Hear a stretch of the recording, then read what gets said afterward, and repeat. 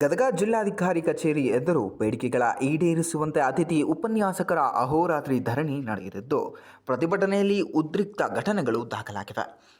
ಧರಣಿ ಮಧ್ಯೆ ಓರ್ವ ಉಪನ್ಯಾಸಕ ಮೈ ಮೇಲೆ ಪೆಟ್ರೋಲ್ ಸುರಿದು ಆತ್ಮಹತ್ಯೆಗೆ ಯತ್ನಿಸಿದರೆ, ಮತ್ತೊಬ್ಬ ಮಹಿಳಾ ಉಪನ್ಯಾಸಕಿ ಚಾಕುವನ್ನು ಪ್ರದರ್ಶಿಸಿ ಆಕ್ರೋಶವನ್ನು ವ್ಯಕ್ತಪಡಿಸಿದ್ದಾರೆ. ಸ್ಥಳದಲ್ಲಿದ್ದ ಪೊಲೀಸರು ತಕ್ಷಣ ಕ್ರಮ ಕೈಗೊಂಡು ಇಬ್ಬರನ್ನು ರಕ್ಷಿಸಿದ್ದಾರೆ. ಬೆಂಗಳೂರಿನಲ್ಲಿ ನಡೆಯುತ್ತಿರುವ ಅತಿಥಿ ಉಪನ್ಯಾಸಕರ ಕೌನ್ಸಿಲಿಂಗ್ ಪ್ರಕ್ರಿಯೆಯನ್ನು ಸ್ಥಗಿತಗೊಳಿಸಬೇಕು ಎಂದು ಪ್ರತಿಭಟನಾಕಾರರು ಒತ್ತಾಯಿಸಿದ್ದಾರೆ. 20 ರಿಂದ 30 ವರ್ಷ ಸೇವೆ ಮಾಡಿದ ಉಪನ್ಯಾಸಕರು ಹೊಸ ನಿಯಮಗಳಿಂದ ಅತಂತ್ರಗೊಂಡಿದ್ದಾರೆಂದು ಆರೋಪಿಸಿ ಬೆಂಗಳೂರು, ಮೈಸೂರು, ಮಂಡ್ಯ, ಗದಗ, ಬಾಗಲಕೋಟೆ, ಕೊಪ್ಪಳ, ಚಿತ್ರದುರ್ಗ ಸೇರಿದಂತೆ ರಾಜ್ಯದ ಹಲವು ಜಿಲ್ಲೆಗಳಿಂದ ಉಪನ್ಯಾಸಕರು ಧರಣಿಯಲ್ಲಿ ಭಾಗವಹಿಸಿದ್ದಾರೆ.